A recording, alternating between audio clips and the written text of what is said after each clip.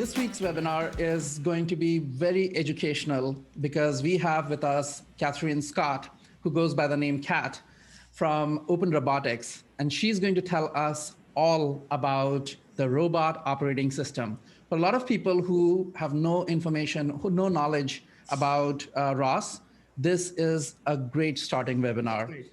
So, Katherine, I would love to hear you introduce yourself so that I don't miss out all the, you've been such a proponent of ROS, and you are helping the developer community so much that I want to hear it from your own, your own introduction.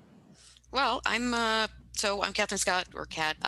I'm the dev advocate over at Open Robotics, which is Open Robotics, if you don't know, is sort of the steward organization for ROS, sort of like the CV Foundation. And so, yeah, I'm the developer advocate. I do all the things. It's sort of, I maintain the websites, I help do education, I run all the social media, but I do just basically everything that's not like mainstream development on ROS, which is something that's been needed in the community for quite a while. Why don't I go to these slides here? Yep. Before we go to the slides, I just want to mention that Phil Nelson is also with us. He's the content manager at OpenCV, and he is responsible for putting together the webinar and all the website work, etc. Phil, as always, could you give a short introduction as well? Yeah, hey, I'm still here, everybody. As a reminder, at the end of the show, we'll be doing Q&A live from the audience, so please use the Zoom Q&A functionality to ask your questions at any time during the presentation, and I'll moderate and pick the best ones, and we'll try to answer as many as we can. There'll also be a giveaway at the end of the presentation, so stay tuned for that. That's great. So yeah, Kat, please, let's get started. Cool, let's do it.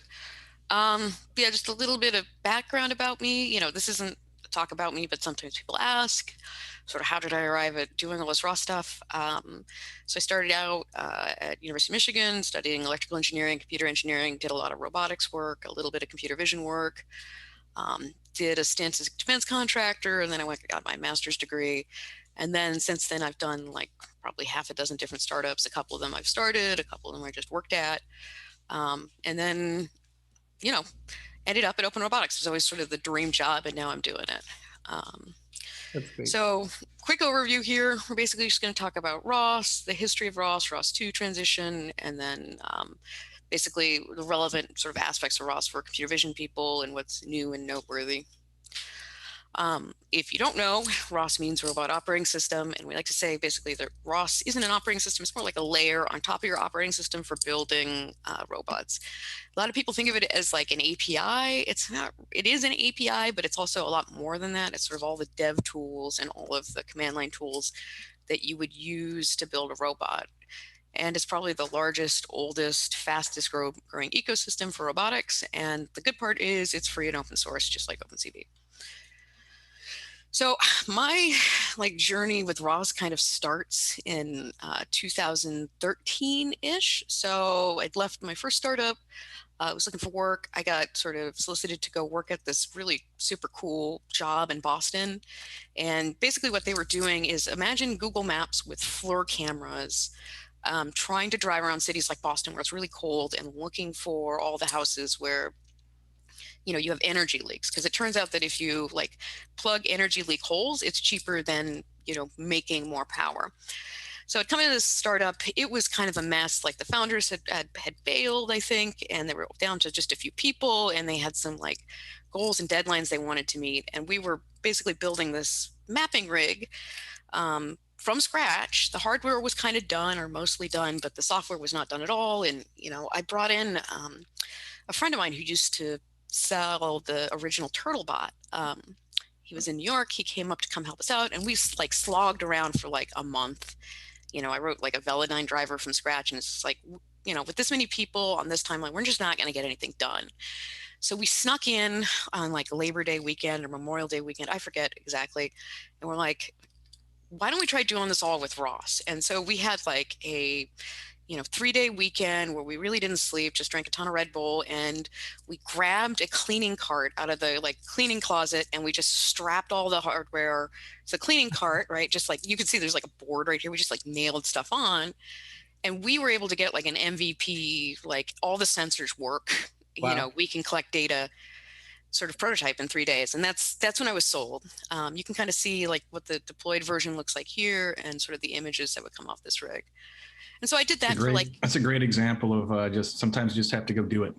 Yeah, basically, we just went and did it. You know, it was kind of crazy being it was like South Seaport in Boston. We're like rolling this cart down the street trying to collect LiDAR data.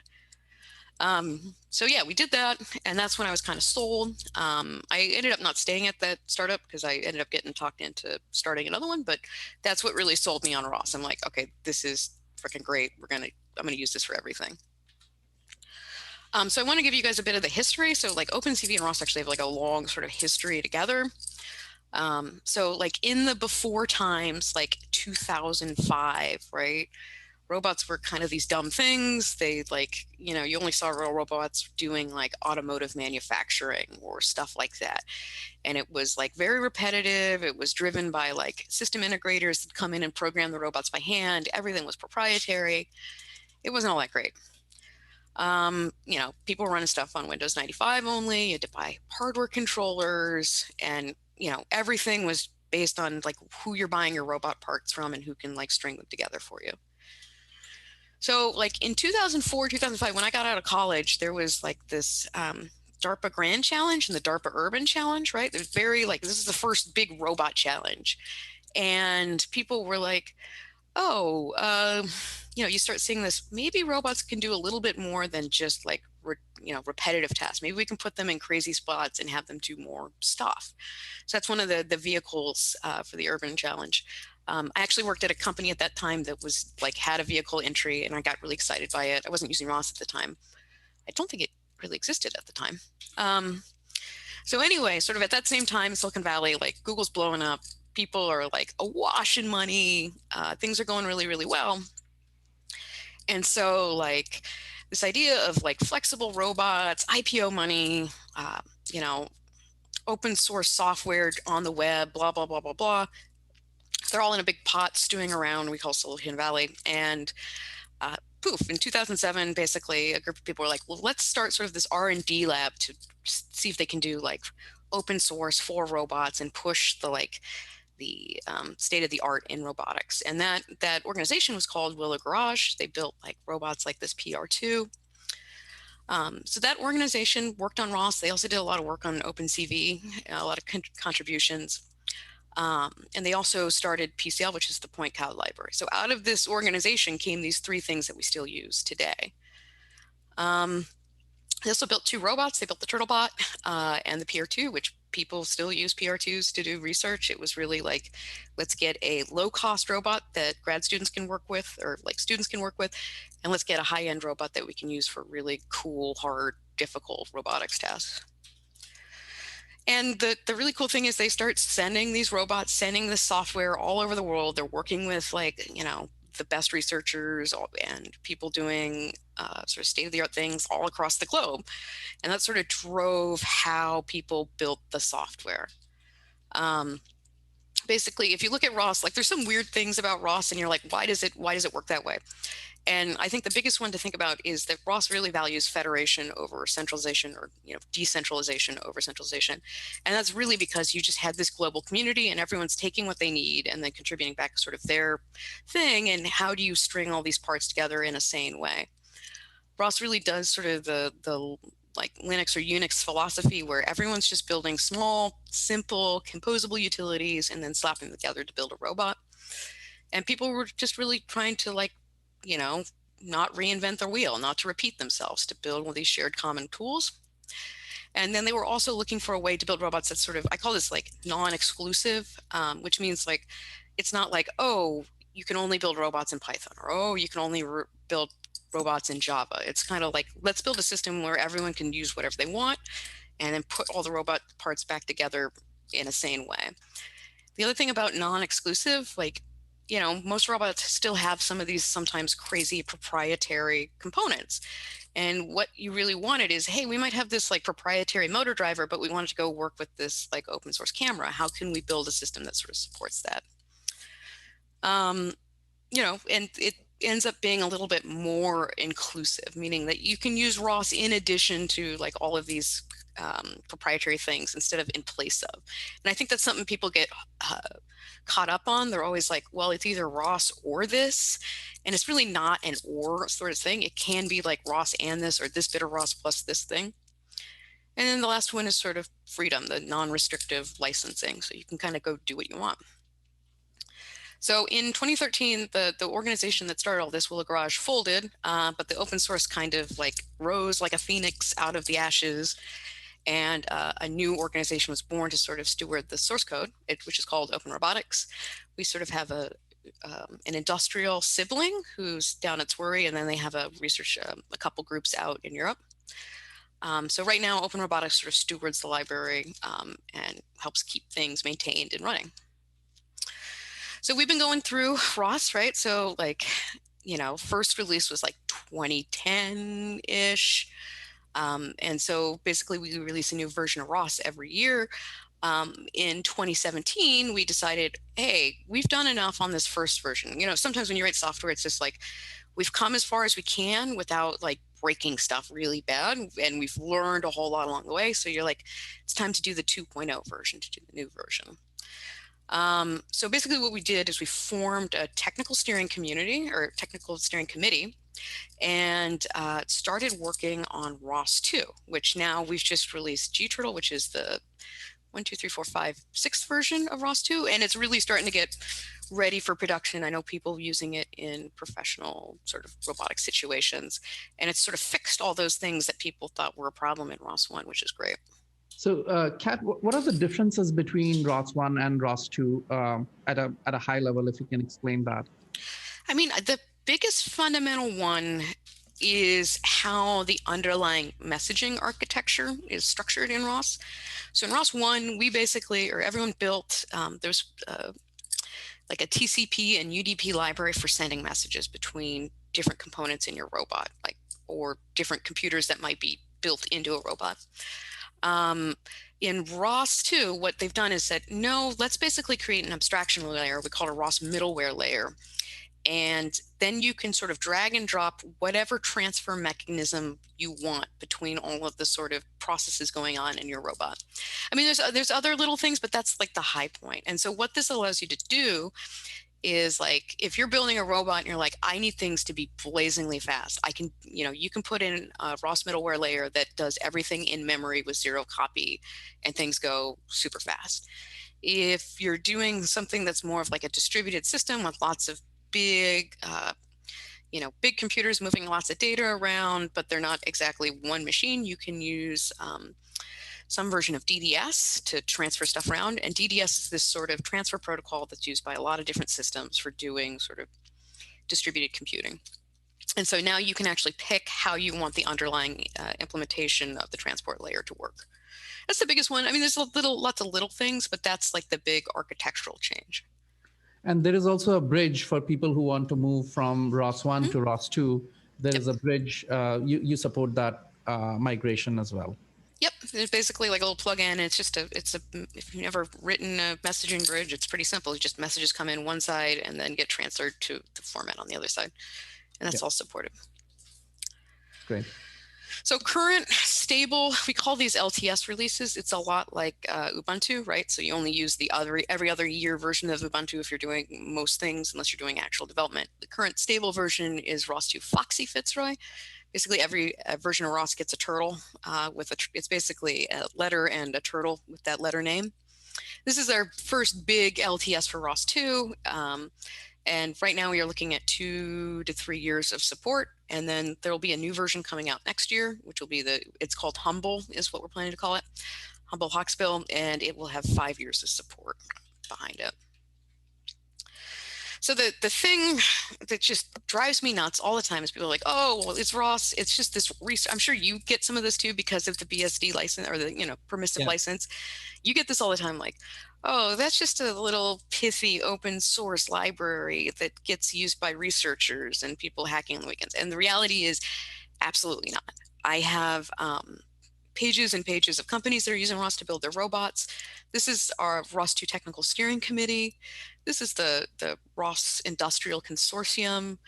Like, I'm not going to read through all of these. And then this is like some of the government entities that we've worked with, and they're all using ROS for various various different projects. Like, some of them are research, but some of them are actual production systems, and you don't really know. You can't see ROS underneath the computer, right? I kind of want these like little buttons that you could put on a computer that said like, or on the robot, say like ROS inside. I think that'd help a whole lot. Yeah, and another thing that I feel that people don't completely appreciate is because of the open source nature of these things. Let's say you want to work at Google, right? And in production, Google may not use, they may use their own stuff in production, right? They may not use off the shelf. Even if they use OpenCV or ROS, they will use components of it, not the entire thing. But the most important thing is that people, when something is open source, they can look at the source code. You could be a student, but you would know the entire, how things are implemented. And that's going to be useful no matter where you work, right? How things are, even for people who are developing their own systems, it is going to be very important to know how open source, the state of the art open source systems work, so that you can borrow ideas from there, even when you're not using it directly. But the fact is that there are, I don't know, 90% of the companies that are not Google or at that level, they use ROS as well as OpenCV straight out of the box. Yeah, I mean, it comes back to that first example. Like, hey, do you want to spend 6 months reinventing the wheel, or do you want to come in a weekend and bang out an MVP? And that's really what ROS allows you to do. Yeah. And it's going to, just generally, like, software is really hard. It's just going to be, if you use somebody else's code that's actually been used a lot and hammered on, it's going to run a little bit better. You're not going to have it to be sorting out all these weird bugs yourself. I got more stats. I can keep, this is actually kind of out of date. I have stats and stats and stats and stats. Like, I can tell you that like 500 million ROS packages were downloaded last year. And I can tell you that there are like well over 300 companies I know of using ROS, and that like, hey, we have like 35,000 people on our Q&A forum, or like there were 7,000 research citations for ROS. But those are sort of the stats I haul out just to convince people that, hey, no, this really isn't a little tiny library. So sort of what's in ROS, and it's hard to do a talk and not, I can either give you like step-by-step instructions, but like people, it's not going to be relevant to a quarter, 3/4 of the people out there.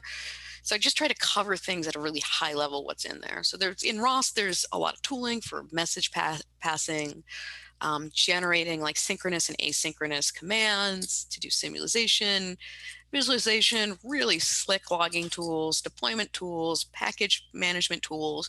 Those are all the things that kind of come bundled into ROS and ROS 2. And then there's sort of this track record of people using it for decades, tons of development resources. If you point to a vertical in robotics like farming or search and rescue or industrial applications, somebody's using ROS to do that kind of work. And the best part is there's no vendor lock-in. It's all open source. And then like I said, the original example I gave here is, it feels a lot like using Python to build something, and you can focus on basically your core capabilities and not reinventing the wheel. And you can kind of make stuff work and then make it work fast. So the core thing to sort of talk about with ROS, and the thing where it's really powerful, I mean, there's all the core utilities there are that come with ROS, but more importantly, just like Python, like there are packages, and there are packages on top of packages on top of packages for working with just about anything you would want to work in the robotics space. And they can be in C++, they can be in Python. Generally for you, the end user, it could almost like, you don't even have to care really what language they're written in. And if you take this Python analogy to its logical conclusion, it's just sort of like, do you want to reinvent everything, or do you want to pip install like hardware drivers for your LiDAR or your camera or whatever? And I want to work like that. I don't want to think about writing it. If you've ever written like a camera hardware interface, you're like, I don't ever want to do that again unless I have to, because it's a lot of looking at manuals. So one other thing, Kat, so do people, when people contribute, can there be, do you have, for the same functionality, are there two competing modules or packages sometimes for the same functionality? Yes, there Okay. are actually. So like this is Nav2, which is sort of our SLAM stack. So it's just set up to help you do, mobile robot SLAM, figure out where the robot is, figure out what the world looks like and how to get from point A to point B. Very nice, very modular, but there's actually multiple implementations within ROS, right? There's like, I think there's probably there's two big ones and then a couple of like peripheral ones. And so you're not really locked into any sort of one SLAM stack. The fact that you don't have to build that from scratch, but then like you get options on top of that. And if they don't work for you, you can get the one that's close enough and kind of fork it and fix it. Like Right. it's just sort of the way to go in terms of navigation. And do these packages need to be open source as well, or do you have options of having packages which are not open source, like commercial companies trying to, if there is a good SLAM implementation, can a non-open source package be allowed? Well, generally, yeah, right. The license is highly permissive, so that can exist. I'm not aware of a lot of them. Yeah. But that is totally a thing that that's tolerated and you can do. I think the more interesting thing is like we started off ROS as this like, Open Robotics as this like sort of small organization, and because of the federated notion of like how we do things, we're starting to see like little subgroups, sub-communities fork off and become their own thing. So one of those is like the AutoWare Foundation. So basically what happened is a bunch of people were like, ROS is great. We want to use ROS for vehicle autonomy. And so they basically said, we're going to take, downstream or upstream ROS and, improve it and add stuff just for vehicles. And, you end up with like, hopefully this doesn't have noise on it. Okay. You have people basically building, autonomous vehicles using ROS, and they've built all the tools and they're shared tools. So it's not like one company, like you look at Google or something, and it's like our autonomous vehicle is completely proprietary. Well, all of the people that aren't Google sized or that sort of giant startup size basically said, well, let's put all of our eggs into doing it in an open source way, which in terms of the difficulty of the problem, I think that's kind of the way we want to go. Like in the long run, all of us are smarter than one of us, and we should be putting all of our, work and effort together. So we're building sort of a unified vehicle autonomy framework. See, next slide. Oop, there we go. Yeah, and so With the other. Oh, go ahead. The AutoWare Foundation, is there are there set of instructions that one can follow and convert their vehicle into an autonomous vehicle? Like, are there all the components available that people can put together? I mean, mostly. I'll talk about that a little bit in a second. But yeah, generally, and especially if you want to get started just in like, hey, I want a vehicle simulator. I'm not going to make the car, but I want to understand what it's like to use the software to work on a vehicle, to like understand how all the parts are wired together and like what's happening underneath the hood. That is something you can basically do tomorrow. Oh, wow. That's great. Yeah. And then there's, I've sort of said this already, but the big selling feature for me is the sort of plug and play. It's not quite plug and play, but getting to like plug and play hardware for a robot. At least, I generally did in the past a lot of computer vision work, and you buy your camera. I was doing more like towards the science set of things. So you actually buy a camera, you buy the right lens for the application, and then you get the driver, and it's always a pain, and like it's a lot of setup, right? You'd spend like as soon as it's like new camera, you're like, okay, well there goes a month of my life because I got to go put the driver together for it. And ROS doesn't have this problem. It's like one person builds that driver and then they share it, and then you don't have to think about it. And this gets me to like, since this is a computer vision show, this gets me to the thing that always bothers me. It's just like, it makes it easier to use the right camera for the job. Like that in itself is a selling feature. I can't, being a computer vision person, like I can't tell you the number of emails, cold emails I've gotten from like, I want to do so-and-so with my cell phone. And you're like, the optics of your cell phone aren't set up to do this application correctly. You should use the right camera for the job. And that was the selling feature for me. It's like, I can actually buy a real machine vision camera, configure the lens and all the things that I want to do it the way it needs to be done to meet my like engineering goals. And that was just a huge selling feature. Right. So new stuff in ROS 2, along with that sort of like while we're talking about hardware, ROS 1 was sort of structured not to do it. People say, well, ROS doesn't do real time. Well, ROS 1 was never really meant to do real time, like sort of control systems. It was built to be like the high level controller on a real time control system, right? You have to go, with real time, you need hard real time constraints on the device running it. ROS was really always about, here are the go from point A to point B and then let the controller take care of that. Well, so now in ROS 2, there's also this thing called micro ROS, which is sort of nascent. It's sort of getting started, but it's essentially an implementation of ROS, like a subset of ROS that you can run on a set of microcontrollers and RTOSes to basically have embedded computing for ROS. And I'm really excited about this. It's still fairly early, but we're getting to the point where you can have a piece of hardware that sort of runs ROS natively and you can plug it in, and it really is getting towards plug and play. And that also opens up a world of a lot smaller robots, which I think is super cool. Another, especially, and this is sort of all the computer vision relevant stuff. So I said earlier that ROS has, a bunch of logging utilities. That doesn't even begin to cover the world. ROS has this notion of a bag, which is every bit of data moving through your robot at any given time stamped and shoved into a file or into a database for you. You don't think about it. You just say bag all this data and save it. And these bags end up being an amazing tool for machine learning, deep learning, testing, validation, just collaborating with people. You can just, if you want to build, sometimes you build toy data sets, right? Where you're okay, I just want to teach this robot ball, not ball, right? So you're here, turn on the robot. I'm going to wiggle it in front of a ball for a few seconds. Okay, data set of ball done. If it's just Right. Single image labels, and then you take it somewhere else and you run it around and you save all that data. And now you have a bad toy data set. It's an amazing capability for us. It makes your life as sort of a computer vision person or a deep learning person so much easier. Plus the timestamp. The Yeah. timestamp is really useful. And so it's to the point now, I picked a few, but there's a ton of different data sets. Ford released all their autonomous vehicle data sets as ROS bags. ETH Zurich has all these crazy new event cameras. All of that data that they released as a ROS bag. I think this one. Anyway, I've seen space research groups release data set. It's sort of becoming a sort of de facto standard for packaging up data for people to move around.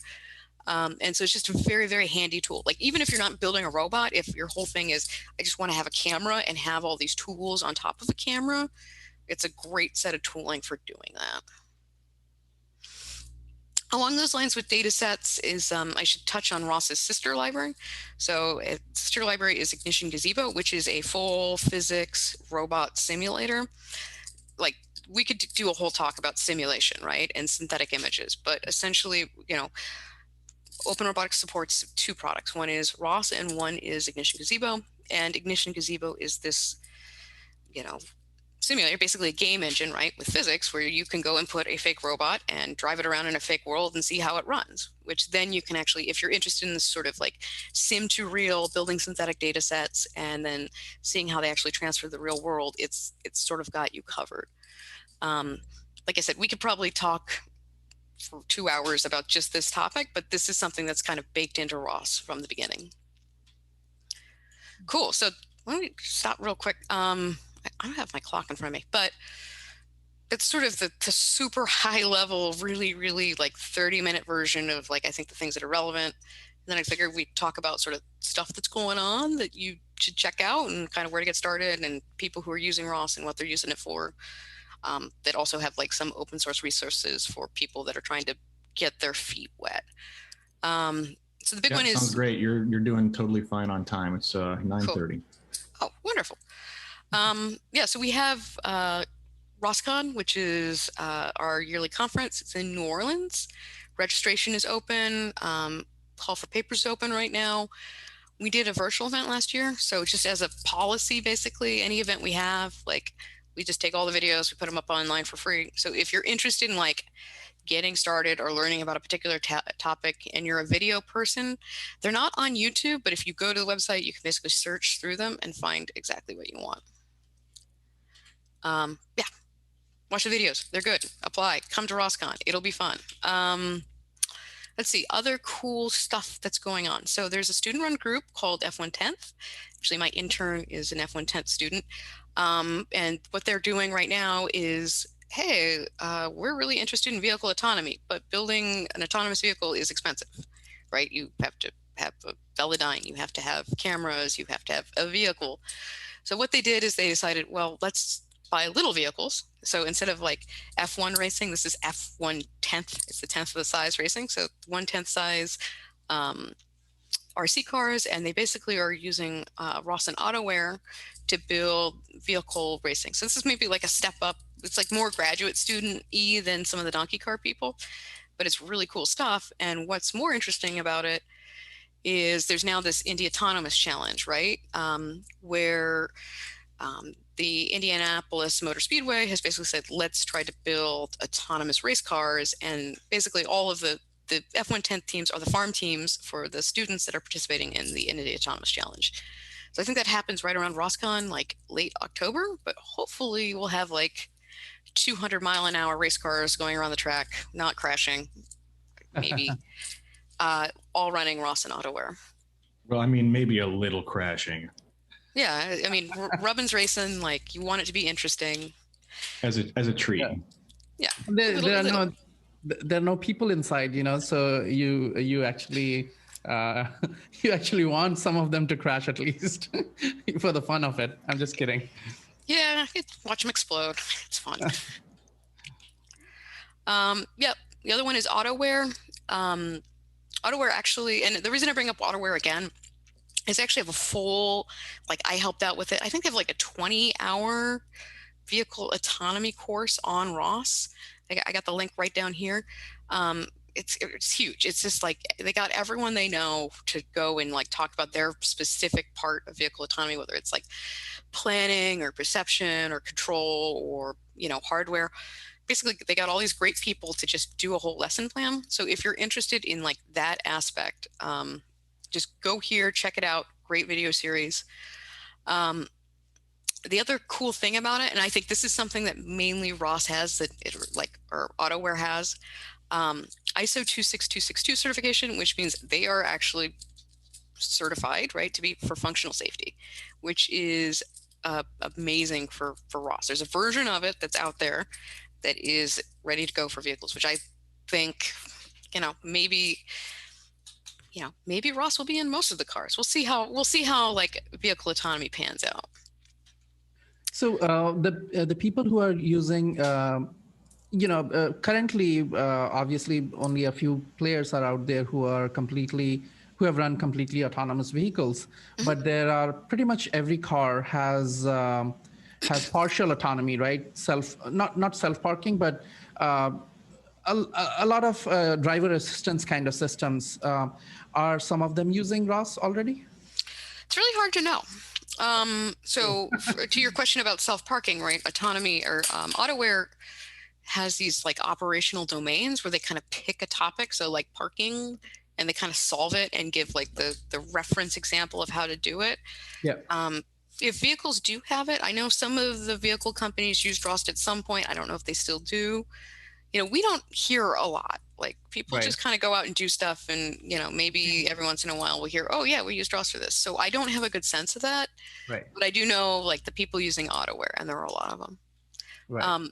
Along those lines, and so I'm going to talk about a few government agencies here. So I have to for the next couple slides, there's also a disclaimer, like I am not a representative of these organizations. I'm not a representative of DOT or NASA or DARPA, but we do work with them, and these are projects that are going on right now.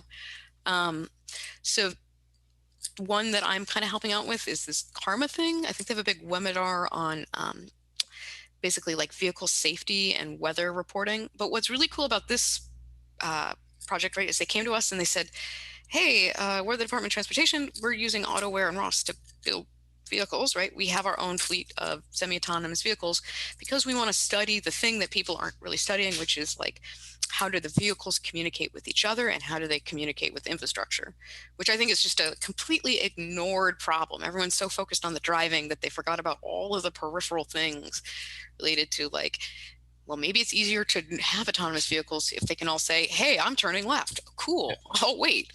Right. So I think they're big research, they're the big people that do, like highway studies and traffic studies and that sort of thing. We're just trying to help them get a platform to do those studies. I think the big one they're interested in right now is platooning, because I know they also have autonomous trucks. Mm-hmm. So they want eventually that, like, all of these autonomous trucks, like companies like Embark and stuff, eventually, hey, they just want to have a big old trucking convoy and have that, like, trucking convoy probably save gas, probably, like, have you ever seen truckers like help with traffic where they'll kind of like line up and like try to get traffic flowing again, do stuff like that, but all autonomously? I've not actually. I don't know about that. Yeah, if you it's sort of like that scene in Smokey and the Bandit. Yeah, well, I don't know, every detail of what they're looking to research on, but they need a platform of vehicles to do that sort of broader research, and I think that's super interesting. I think like also having just like they do research on like how to, like, what kind of radio they would like to have in these cars so they can communicate, what kind of protocol, and then also how the ground systems would work for that. So you could say have like at least my understanding of the problem is that, hey, we have a highway overpass. We want the highway overpass to say like, oh, you're this high, or the weather's rainy over here, slow down. Right. Which I think is the real futuristic, interesting thing, not just the vehicle, like the whole infrastructure being instrumented. Once vehicles start communicating among each other, then it's just fabulous, right? I mean, you don't have to stop when the traffic light turns green. Then all the vehicles can start moving together, and you save a bunch on fuel. There is no latency. But not only that, why do you need traffic lights at all if the vehicles are communicating, right? They could just go without, they could just communicate and you don't need lights anymore. So it's a very interesting world whenever that happens. Yeah, and so they're getting started with that research, and it's really satisfying to see this, because it's sort of like the thing ignored by everyone with the race to autonomy. Let's see. DARPA Sub-T Challenge, if you haven't heard this is like the latest iteration in a string of DARPA challenges related to robotics. We do, Open Robotics does help with this, and again, I'm not a spokesperson for DARPA, but the sort of summary of this, and I actually got to attend one of the events before the COVID lockdown, which was super cool. But what they're doing is they create all these like GPS denied, like crazy dangerous environments, and they send these robots down, and the robots score points by finding stuff in these like dangerous environments. So there'll be stuff like, they're trying to simulate cases like, hey, there was an earthquake, there was a terrorist attack, or every once in a while, like a mine collapses, right? And people get stuck down there. Yeah. And they need tools to help get people out. So they have all these different items like backpacks, and this is really cool. It's a heated dummy. I think they also have audio on it too, but it like is a pretty good stand-in for like an injured person. And then they'll even do like crazy stuff like gas leaks and cell phones. But they toss all these things into this like huge underground dark cavern, and they throw the robots in there, and they say, go find the stuff. And every time you find a thing, you score a point. And I think there's also some scoring around like how good of a map you can make. Nice. So I got to go see this. I got to go see all the robots. It was like one of the coolest things I've ever done. There's all sorts of teams. Like there are teams. There's like one of the winning teams is like a guy with a couple. Like it was just him doing the simulation aspect of the component of the competition, and he won the simulation. And like you win prize money, and then he like went and got a bunch of grad students to come help him out and bought a robot. And he's like working his way up the ranks, like just bootstrapping it. Wow. Yeah, but there's like all sorts of teams. There's like the super high end teams with like spots. I think these are just a bunch of kids from like a bunch of students from Singapore University. There are like the other cool thing, there are robots with like drones on the back, like total sci-fi stuff. Like, hey, here's a robot. It's kind of on tracks or on wheels. It can drive around, and then it can deploy a drone from the back of it. Since it's GPS denied, and like cell phone denied, they have to bring their own like communication infrastructure with them. So some of the robots have like these little like repeater beacons that shoot out of the back that allow them to go deeper and deeper into the cave. It's super cool. Oh, there was even a blimp. It's like the fan favorite. There's a blimp. And so what's cool about this is I think there's one more. It's coming up fairly soon. And DARPA actually has like a camera crew there, and they like do it up like a sports event, so you can watch all of the teams kind of come through and like do their runs and watch the robots as they kind of like go down the stairs and go into these places. And what's the scale of this? Sorry to interrupt. Yeah. I was curious, what is the scale of these challenges? Hundreds of teams, thousands? Dozens. I mean, it's kind of inexpensive, and it's it requires some expertise. So it's like dozens. There's a simulation component as well. So if you don't want to build a robot, you can just program a robot. And I'll talk a little bit about that in a second. But it's super cool. It's definitely worth like looking into and watching. Like, it's sort of the Super Bowl of robotics. It's the coolest, latest, and greatest stuff all the way around. So I have a link there with like some details about it. But the thing is, DARPA has also asked us to help people get started with the simulation component. So if you go to this link, we've actually created a Docker container, and we walk you through building the software to build a basic like vehicle autonomy or like an autonomy stack for these robots. Walking you through sort of step by step. Well, first, like, we're going to go like bring up the robot in the environment. Then we're going to add the sensors. Then we're going to add mapping, and then we're going to add some planning. How do we drop like communications breadcrumbs, and what does that look like? So we sort of walk people through how that all works. So it's a good resource if this is something that interests you. That's super cool. In fact, I always encourage students to go and participate in these competitions, because I mean, a lot of people think that, oh, they don't have the resources and this and that. And then, if you look at the DARPA Grand Challenge itself, the most funded team, I think it was the CMU team, which had two autonomous cars. They actually did not win the competition. The Stanford team, which was also well funded, but not as well funded as Carnegie Mellon, they came first. And I think the two CMU teams came second and third. But most importantly, there was also a group of, there were two brothers who were running a little shop. They were also, I cannot remember the name of the team. They had a very funny name, like a daddy team or something like that. They had a very funny name for their team. So they were competing as well. I mean, they did build a robot that went a few miles, maybe even tens of miles, I can't remember. But the more important thing is that you get a lot of confidence by, trying to build this thing, just being part of this community. Absolutely. It's this sort of thing where just doing it, just even if you don't wait, even if you come in last place, like, just the fact that you were able to like get in there and have something happen is a lot more important, a lot bigger achievement than I think not doing anything at all. So it's definitely worth trying. Yeah. It's also great for just meeting like-minded nerds, Oh yeah. It was so fun to hang out in the pits, because like everyone's just talking shop and having fun. So we got notification the other day that so it's up on NASA's website now.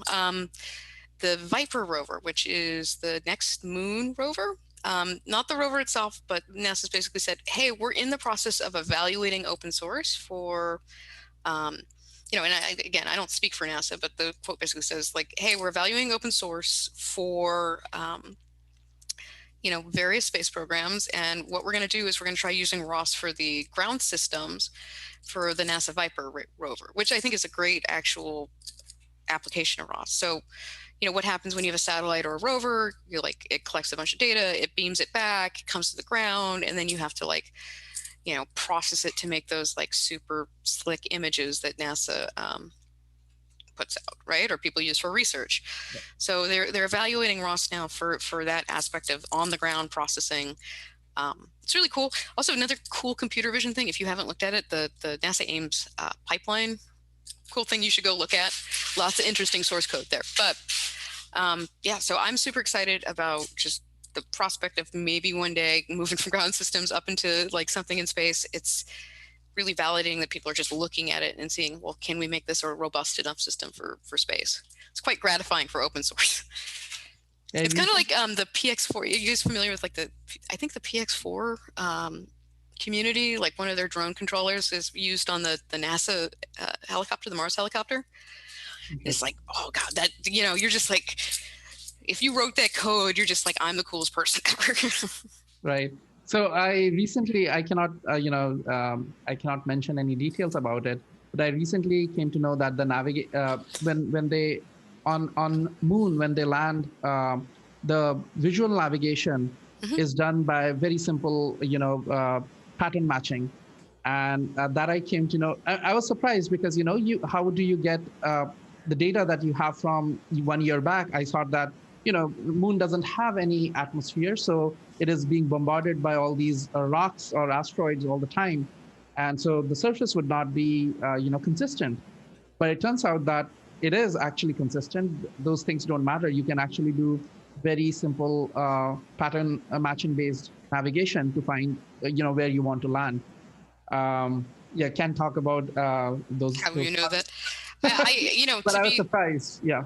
So I used to work on space stuff before I worked at Open Robotics, and I wouldn't be surprised if OpenCV is used for star trackers in satellites.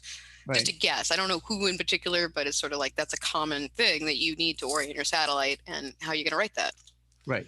Right. And even when the whole library is not used, components of the library, code from the library is everywhere, right? And that's true about ROS, true about most open source projects. Totally.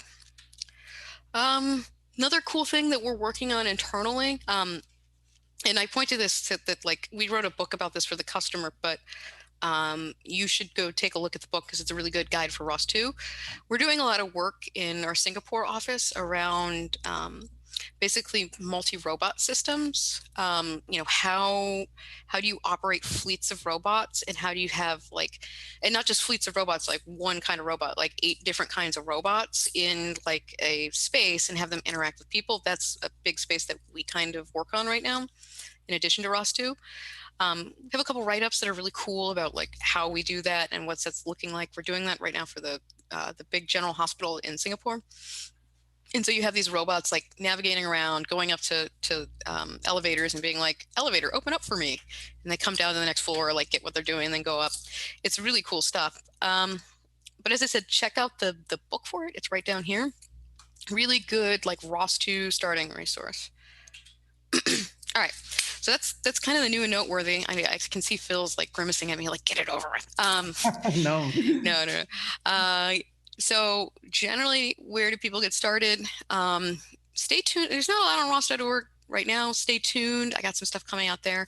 Generally, if you want to get started with ROS, go to docs.ros.org, or discourse.ros.org is sort of our community Q&A session. We also have our own Q&A forum. It was created roughly about, or maybe even before, Stack Overflow. It's a little rough around the edges, but like the core devs hang out there and answer questions, and it's worth checking out.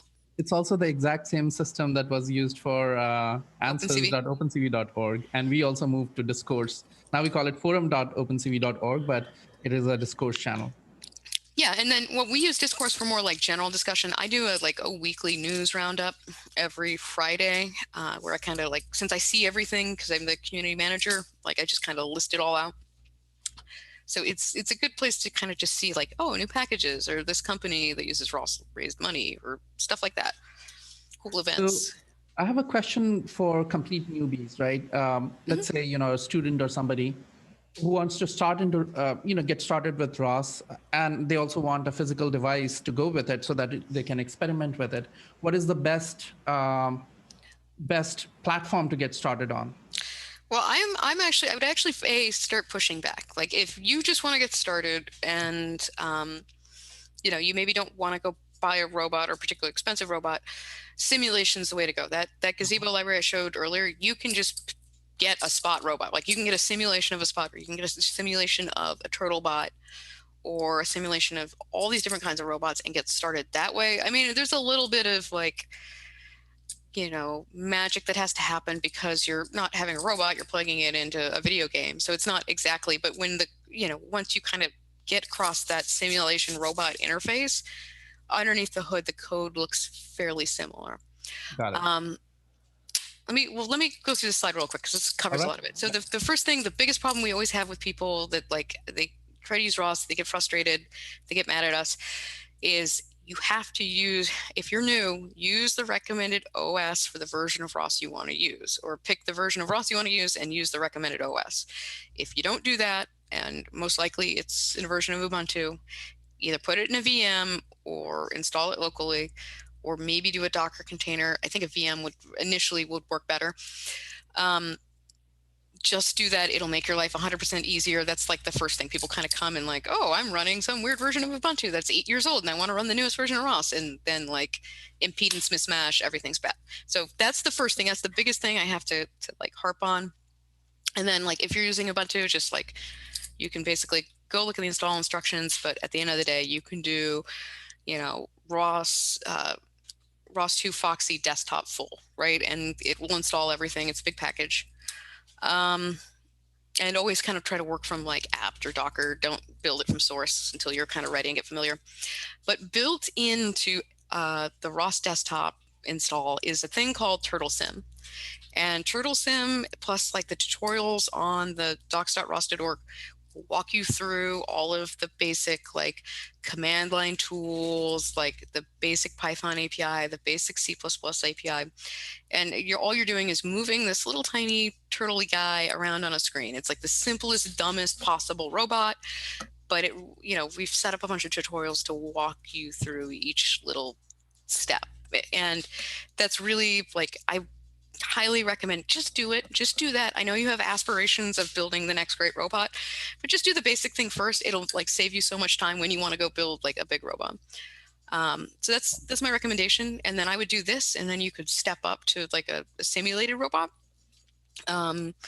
using Ignition Gazebo. And then like once you kind of feel comfortable, we recommend like a TurtleBot. That's the thing that we sort of endorse, but there's a lot of other ROS robots out there. There are ones that are less expensive. There are ones that are more expensive. There are ones with different sensor suites. You can roll your own with a Raspberry Pi and a motor driver. Like these are all possible things, but I would start simple and don't bite off too much, like too fast. I think that's the number one thing I see is that people just like crash into ROS and then it's like, oh, they get overwhelmed. Right. And also you need to have some understanding of sensors, etc., which the simulation would be a great start. That's great. So are we are hitting that 9:55 mark.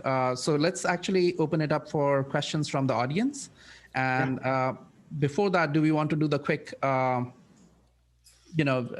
giveaway question? Would you like to tell them what they'll win, Satya? Yeah, they will win. Actually, we will go with the courses once again. If you answer the question correctly, the first one, they will receive OpenCV for Beginners for free, which is going to be released in September 2021. But in addition, you will also get Computer Vision 1. That's the introductory course in computer vision for free as well.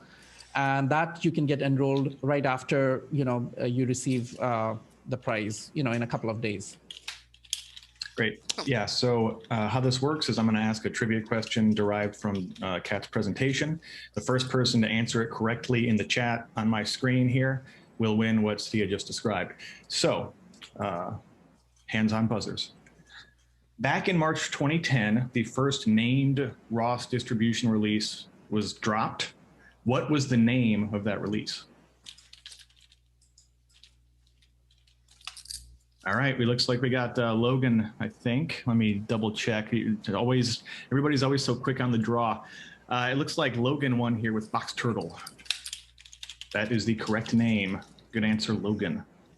We'll follow up with you to get you access to the course that's already out.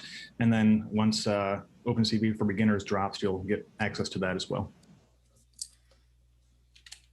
So let's move on to questions then. Yeah, I'm kind of looking at a bunch of these. A couple of people were asking about a lot of questions about autonomous boats. You got any links for autonomous boating? I'm really interested in this now. Well, yeah, there is Virtual Robot X is coming up. So these sound like Virtual Robot X students, which is another like simulation and real world like combo competition that was just announced like last week. We have a quick announcement on that on the website, but basically, hey, it's happening is the summary of it.